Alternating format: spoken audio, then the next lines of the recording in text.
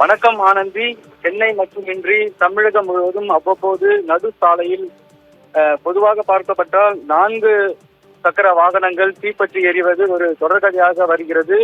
தற்போது electronic vehicle அதிகம் வந்துவிட்டதாலும் petrol அதிகம் நிரப்பப்படுவதாலும் இது போன்ற விபத்துகள் நடைபெறுவதாக வாகன உற்பத்தியாளர்கள் தகவல் தெரிவிக்கின்றனர். இந்த வகையில் சென்ட்ரல், அதாவது சென்னையின் மிக முக்கிய பகுதியான சென்ட்ரல் வாசலிலே ஒரு சிறிய ரக கார் தீப்பற்றி கொண்டு எரிந்து கொண்டிருக்கிறது.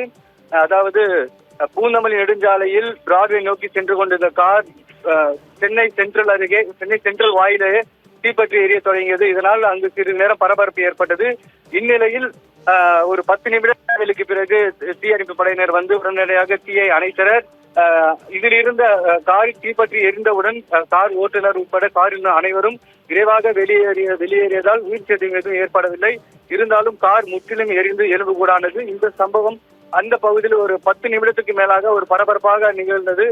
உடனடியாக தீயணைப்பு துறை வந்ததால் உடனடியாக தீ அணைக்கப்பட்டு இந்த விபத்து தவிர்க்கப்பட்டது. இருந்தாலும் அப்பகுதியில் தற்போது வரை ஒரு பரபரப்பான சூழல் நிலை வருகிறது. ஆனந்த், தகவல்களுக்கு நன்றி அகிலன்.